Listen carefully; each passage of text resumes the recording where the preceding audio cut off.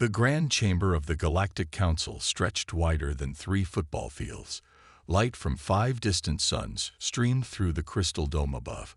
Captain Laura Mills felt very small as she stood on the speaking platform, facing over 200 alien representatives.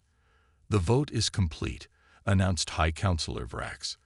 The tall, blue-skinned alien's voice echoed through the chamber.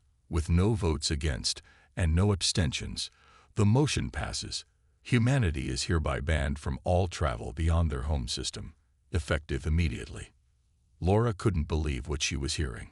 Her mission was supposed to be a routine update on human activities since joining the galactic community 15 years ago.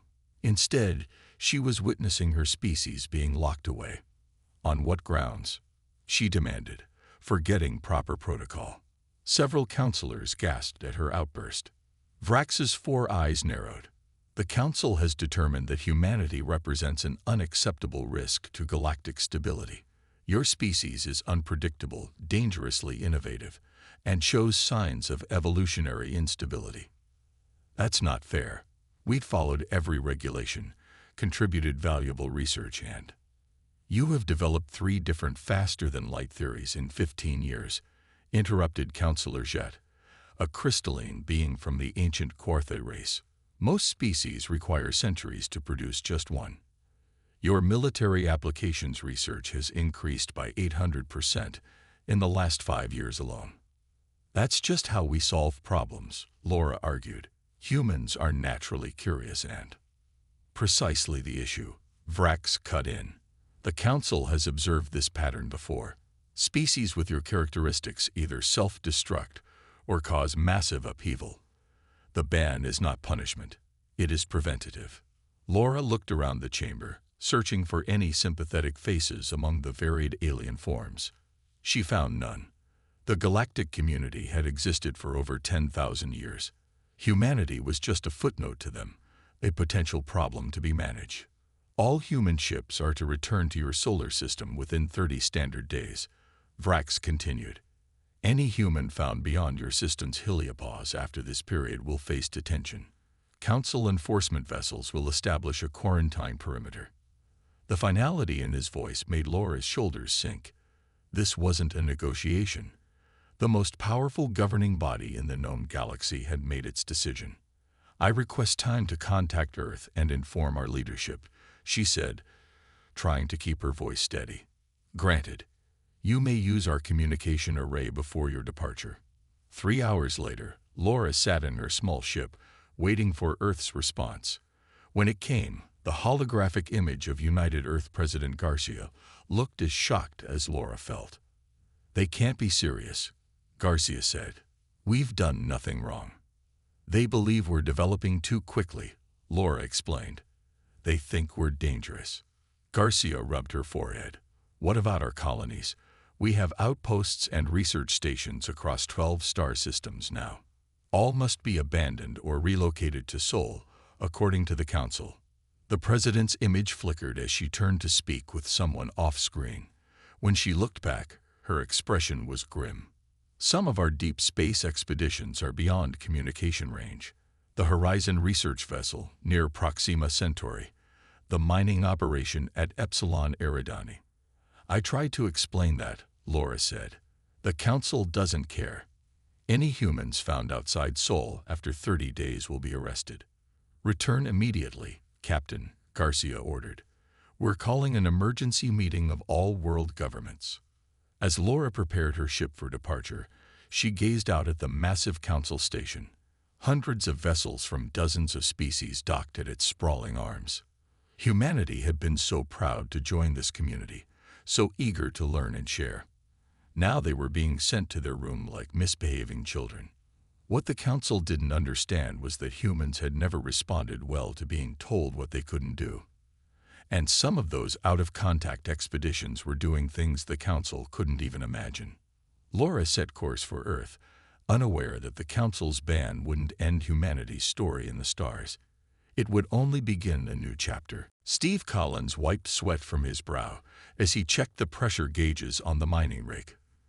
The Epsilon Eridani sun blazed overhead, casting harsh shadows across the dusty ground of Titan's Reach colony. The colony had been his home for 7 years now, a place where 300 humans worked to extract rare minerals from the planet's rich crust. "Steve, you need to come to the comm center," said Joe, his assistant, rushing up with an urgent look on his face. Director Grant called an emergency meeting. Steve frowned.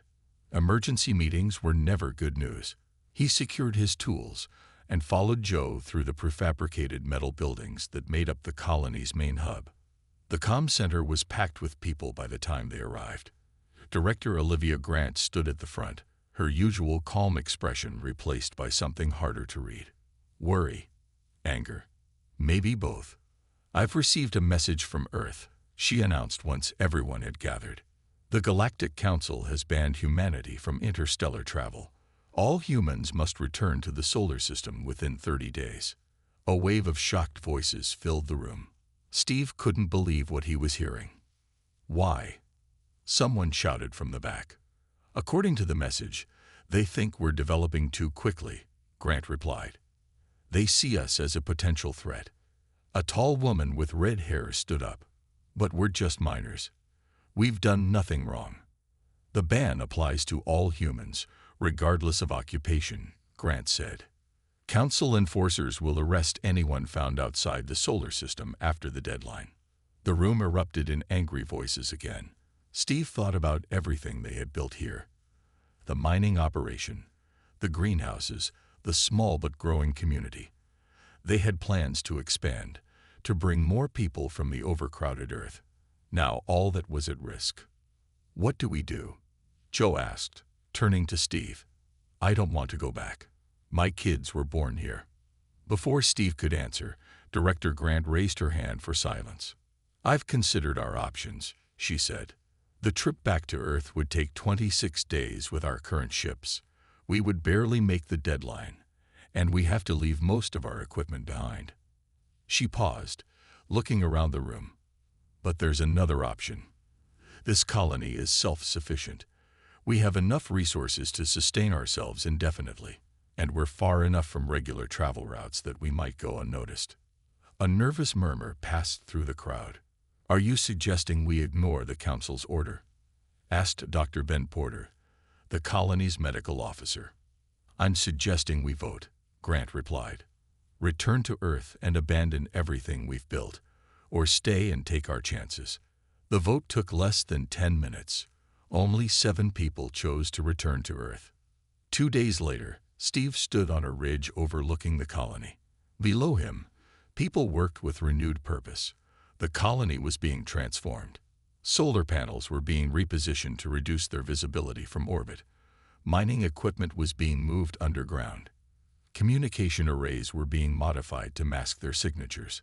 "It's really happening," Joe said, joining him on the ridge. "We're going to hide from the entire Galactic Council." "Not just hide," Steve replied. "Director Grant has bigger plans. She's sending a small ship to try to contact other colonies. If we're staying, others might too." Joe looked worried. "And if the Council finds us?" "Then we'll deal with that when it happens," Steve said. "But I don't think they know what humans are capable of when backed into a corner." Far away, near Proxima Centauri, the research vessel Horizon floated beside a strange spatial anomaly. Inside the ship, scientist Alan White and his team worked on experiments that would change everything. They never received the Council's ban message. By the time anyone thought to look for them, it would be too late. The seeds of humanity had already been scattered too far. Enforcer Zalthrek stood tall on the bridge of his ship, the unyielding Justice. His dark blue skin reflected the glow of control panels around him. As a member of the ancient Drozeri species, he had served the Galactic Council for over 100 years. His current mission was simple: find any humans who had not returned to their home system and bring them in. "Status report," he demanded, his four-fingered hand tapping impatiently on the arm of his command chair. "We have checked 14 known human outposts," Commander reported, his second-in-command. 8 were empty when we arrived. 6 had small groups of humans who surrendered without resistance. Dalthrak frowned. The math didn't add up. According to Council records, humans had established at least 40 major outposts across 22 star systems. Where were the rest? What about the mining colony at Epsilon Eridani? He asked. Titan's Reach, they called it. That is our next destination, Commander. We should arrive in 6 hours. Zalthrak nodded. Titan's Reach was one of the largest human operations outside their home system. With over 300 residents, it would be an important catch.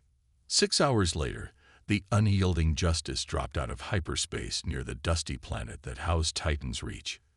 Zalthrak ordered immediate scans of the surface. Commander, we detect no active power signatures, reported the sensor officer. The colony appears to be abandoned. Impossible, Zalthrak growled. Scan again.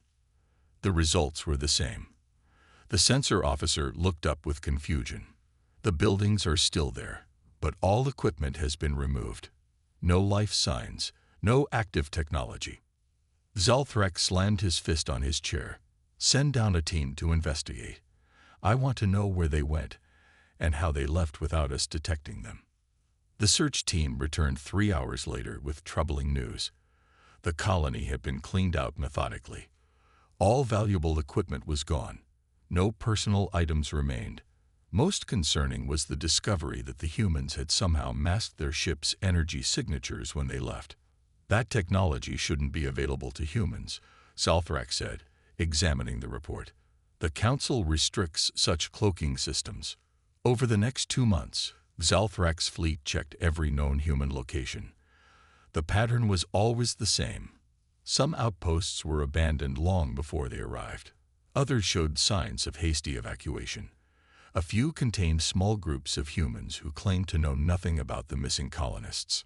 In his private quarters, Zalthrak reviewed all the data they had collected. He had captured or accounted for barely 800 humans. According to Council estimates, there should have been nearly 7,000 humans living outside their home system.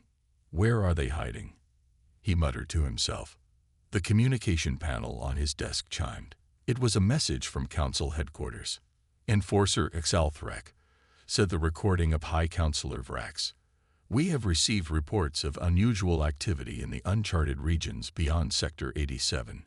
3 trading vessels claim to have spotted what might be human ships. Investigate immediately. Sector 87 was far beyond established trade routes, an area largely unexplored by Council races. Would humans really go so far into unknown space? The unyielding Justice and 2 support vessels spent 3 weeks searching the region. They found nothing but empty space and uninhabitable planets. As Zalthrak prepared to return to Council space, his communications officer received a strange transmission. For just 2 seconds, they detected a signal that matched human communication patterns. Then it vanished. Direction. Zalthrak demanded. Unknown, Commander. It was too brief to trace. Zalthrak stared out at the stars. The humans were out there somewhere, hiding, surviving, perhaps even thriving. And they had technology they shouldn't possess. Set course for Council headquarters, he ordered. I need to report directly to the High Council. The unyielding Justice turned and jumped into hyperspace, leaving behind the vast darkness where thousands of humans now lived in secret, growing stronger with each passing day. 5 years had passed since the Galactic Council banned humanity from the stars. On the research vessel Horizon, scientist Alan White stood in front of a large window, watching the strange spatial anomaly pulse with blue and purple light. His hair had grown long and gray, streaked his beard. He hadn't seen Earth in over 6 years. The test results are in, said Linda Green, his chief engineer. She handed him a tablet with data scrolling across its screen. The prototype works. We successfully sent a probe through subspace, and it came out right where we predicted. Ellen smiled. For 5 years, the Horizon team had studied this anomaly near Proxima Centauri. What they discovered changed everything they knew about space travel. How long before we can scale it up for a ship, he asked. 2 months, maybe 3, Linda replied. The skip drive is unlike anything in Council records. It doesn't use their hyperspace lanes at all. We can go where we want without them ever knowing. Alan nodded. When they lost contact with Earth years ago, they feared the worst. Then, 6 months later, a small ship arrived with news of the Council ban. Instead of returning home, the Horizon crew voted to continue their research. Now that decision was paying off. "Send word to Olivia at Titan's Reach," Alan said. "Tell her we're ready to begin production." Meanwhile, on Earth, the situation was different, but no less important. Nancy Garcia worked in her underground lab beneath the old Denver airport. Outside, Council observer ships patrolled Earth's orbit. They monitored all official communications and restricted space traffic to the inner solar system. Nancy adjusted the settings on her quantum communication array. The device looked like a silver cube covered in thin wires and small crystals. It hummed softly as it powered up. "Are you sure this is safe?" asked Kyle, her assistant. "If the Council discovers what we're doing." "They won't," Nancy assured him. "According to their science, quantum entanglement can't be used for communication. They don't even scan for it." She typed a message on her terminal. "Test signal 147. Respond if received." Nancy pressed send. The cube pulsed once. They waited. 30 seconds later, the cube pulsed again, and words appeared on her screen. "Signal received at Titan's Reach colony. Strength good. No detection from Council ships." Kyle let out the breath he'd been holding. "It works. We can talk to the outer colonies without the Council knowing." Nancy smiled. "Not just talk. I'm sending them the designs for these communicators. Soon every human settlement will have them." The Council thought they had contained humanity within the solar system. What they didn't understand was that restrictions only made humans more creative. While officials on Earth publicly complied with the ban, thousands of scientists worked in secret to overcome it. In Council space, most races took centuries or even millennia to develop new technologies. They followed careful, slow processes approved by the Council. Humans had no such patience. Faced with the ban, they tried hundreds of approaches at once. They took risks. They made breakthroughs in 5 years that should have taken 500. Nancy's quantum communicators and Alan's skip drives were just the beginning. Across human space, other teams worked on advanced shield technology, new manufacturing methods, and artificial gravity systems far beyond what the Council had shared with them. As Nancy sent her report to the secret human council that coordinated these efforts, she knew humanity had reached a turning point. They weren't just surviving the ban. They were thriving because of it. And the Galactic Council had no idea what was coming. 7 years after the Council ban, Lieutenant Commander Frank Johnson stood on the bridge of the Eagle, a ship that wasn't supposed to exist. The Eagle was built in secret far beyond Council space. Its hull was made of materials developed after the ban. Its engines left no trace in normal space. Most importantly, it carried one of Alan White's skip drives. "Status report," Frank said to his crew of 20. All of them were former Earth military who had escaped the quarantine in small groups over the years. "All systems normal," replied his pilot, Lisa Ryan.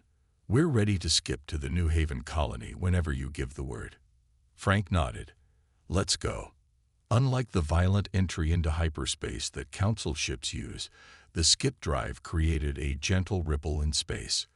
For 3 seconds, stars outside the viewports stretched into lines. Then they snapped back to normal, but different stars now filled the sky. "Skip complete," Lisa announced. "We've arrived at the New Haven system." Frank smiled. A journey that would have taken a Council ship 2 weeks had happened in seconds.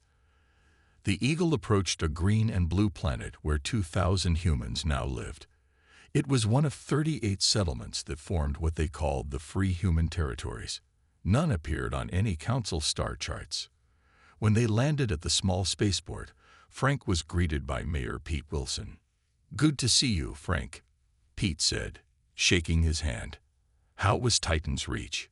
"Impressive," Frank replied as they walked toward the colony center.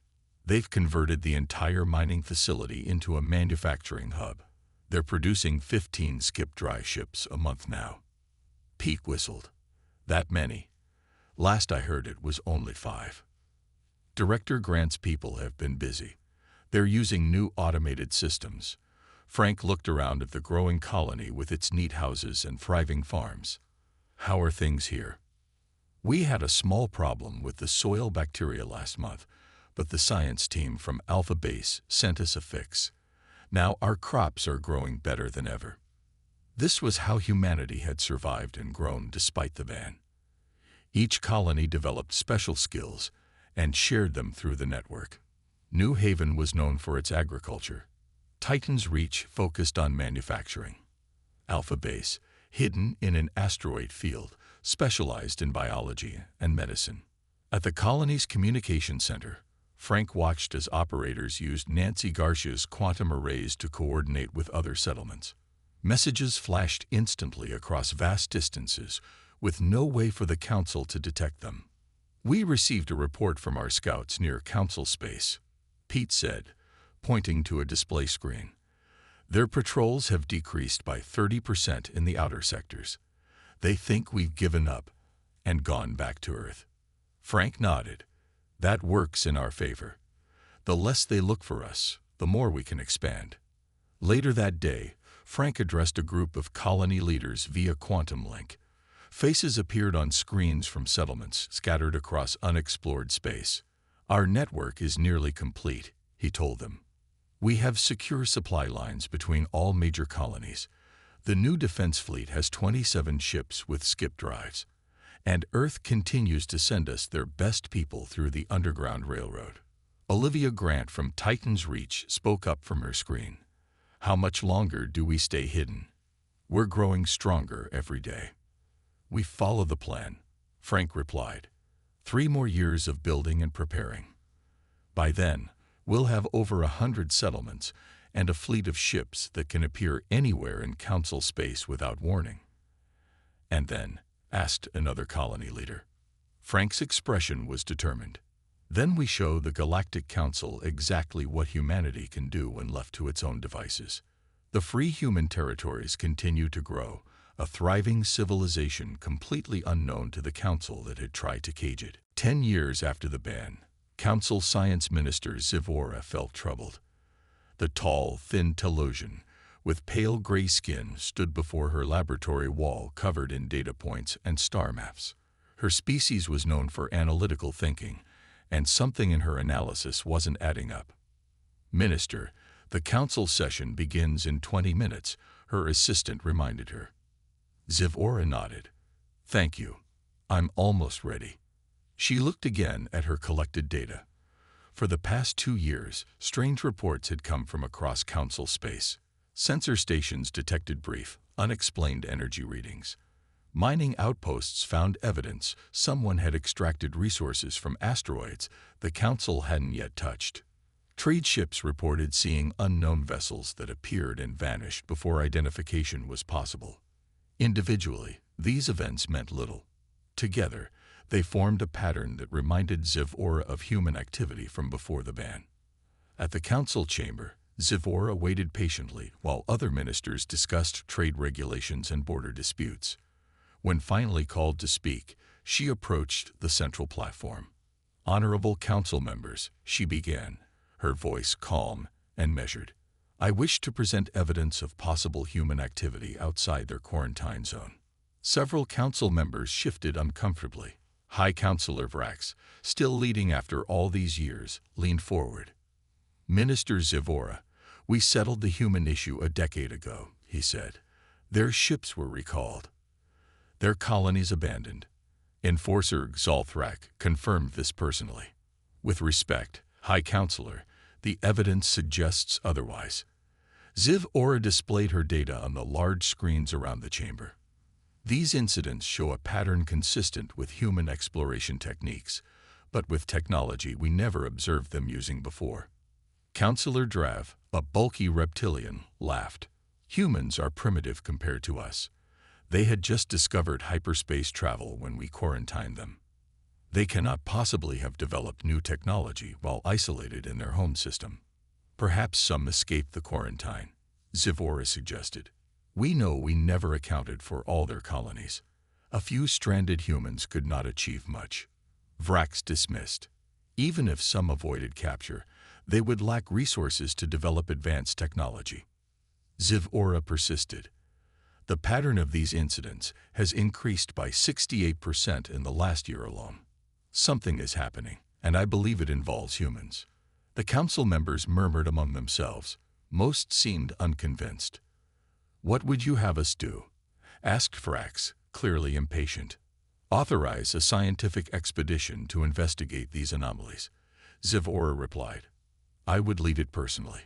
After brief discussion, the council approved her request, but with minimal resources.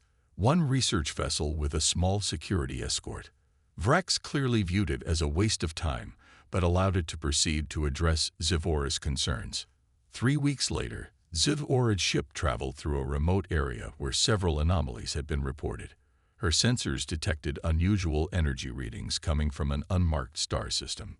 Take us closer, she ordered the captain. As they approached the third planet, their sensors suddenly lost power. What happened? Zivora demanded. Unknown, Minister, replied the sensor operator. All scanning systems have failed. A moment later, the communications officer turned with a shocked expression. Minister, we're receiving a transmission from the planet's surface. It's in human language. Zivora felt a chill run through her body. Put it through. A human male appeared on the main screen. He wore no council-approved uniform, but rather clothing of unknown design. He smiled. Minister Zivora, welcome to New Horizon Colony. We've been expecting a council visit eventually. My name is Aaron Wright, governor of this settlement. Would you care to land and see what humanity has been up to these past 10 years? Zivora stared at the screen in disbelief. The impossible had happened. Humans hadn't just survived the ban. They had flourished beyond council borders. 12 years after the ban, Zivora's small ship landed at New Providence, a human city that should not exist. Governor Susan Parker waited for her at the landing pad. Susan was a tall woman with short blonde hair and a confident smile. Welcome to our world, Minister, Susan said, extending her hand in the human greeting custom. Zivora hesitantly shook it. She could hardly believe what she was seeing. Around her stood a city of over 50,000 humans. Tall buildings rose into the sky. Parks with earth plants filled spaces between housing areas. In the distance, she could see factories and research centers. This is impossible, Zivora said quietly. Your species was contained. How did you build all this in just 12 years? Susan gestured for her to follow. Let me show you. They walked through clean streets where humans went about their daily business. Children played in parks. Workers moved between buildings. It was a thriving community, not a desperate group of refugees. After the ban, many human colonies chose to stay hidden rather than return to Earth, Susan explained. At first, we just tried to survive. But then something unexpected happened.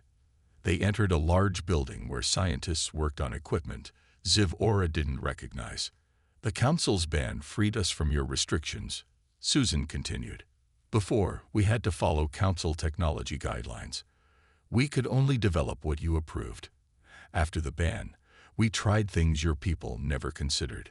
Zivora watched as a scientist activated a device that created a small object from nothing.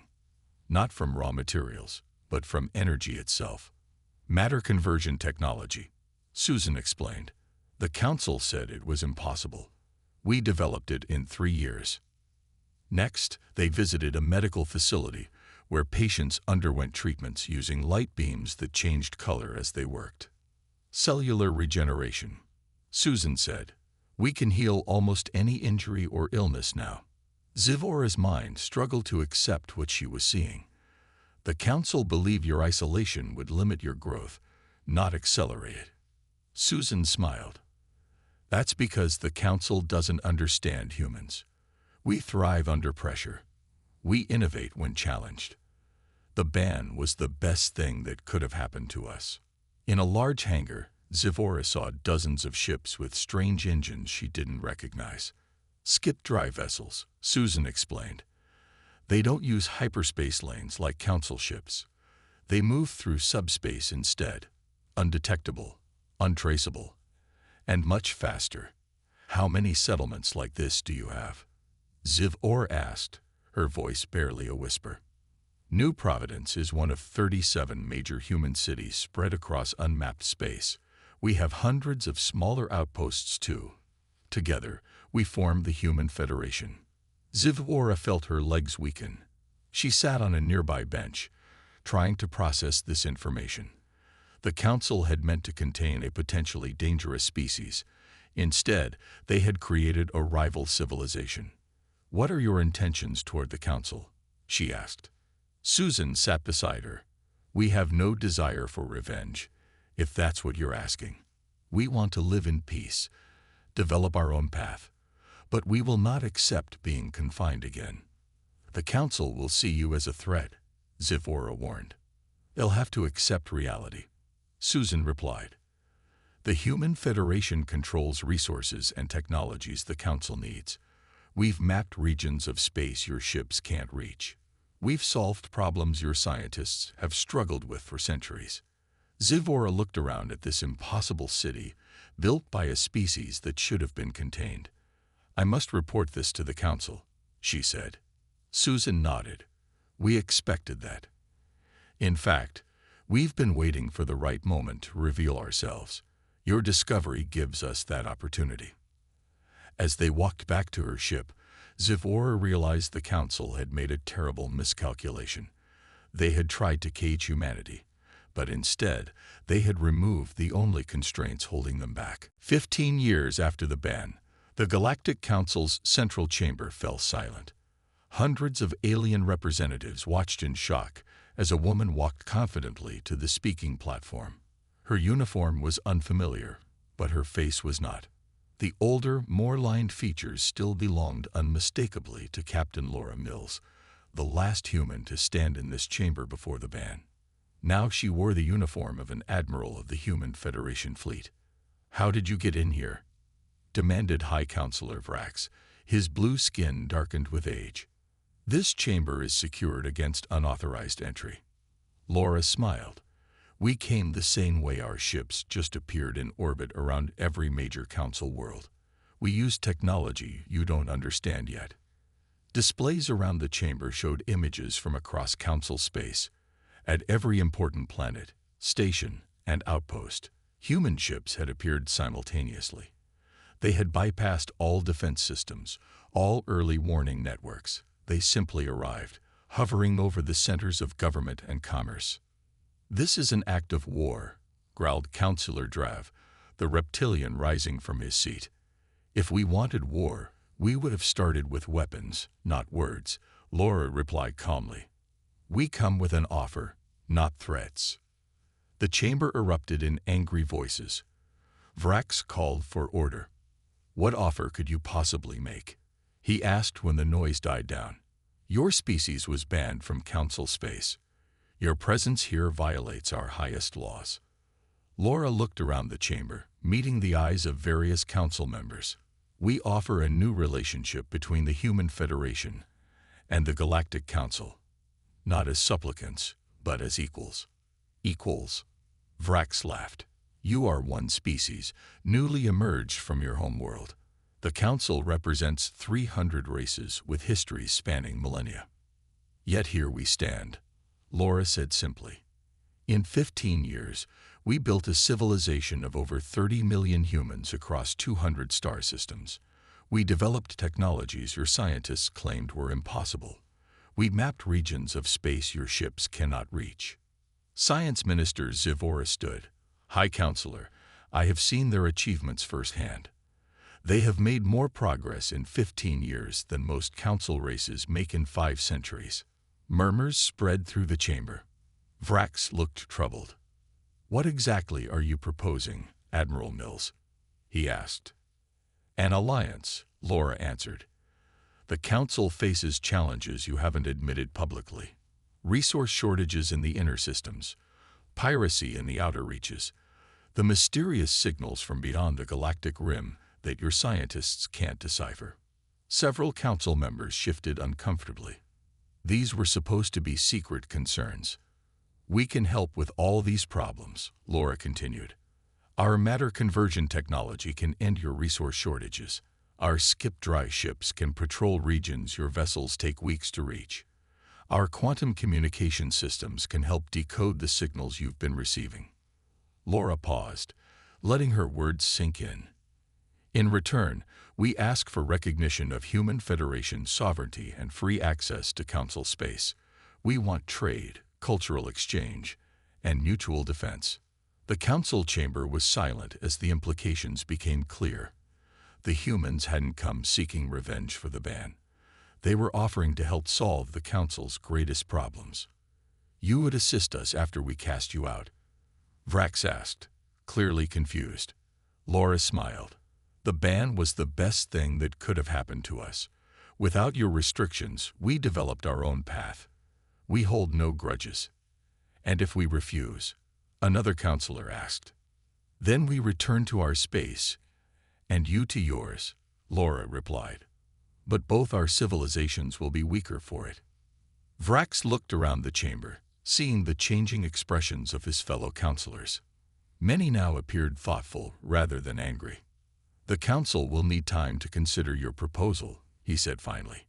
Laura nodded. Of course. We've waited 15 years. We can wait a bit longer. As she turned to leave, she stopped and looked back. Just remember, the species you thought too unpredictable to join your community may be exactly what you need to face the future. The Council had tried to contain humanity. Instead, they had unleashed it.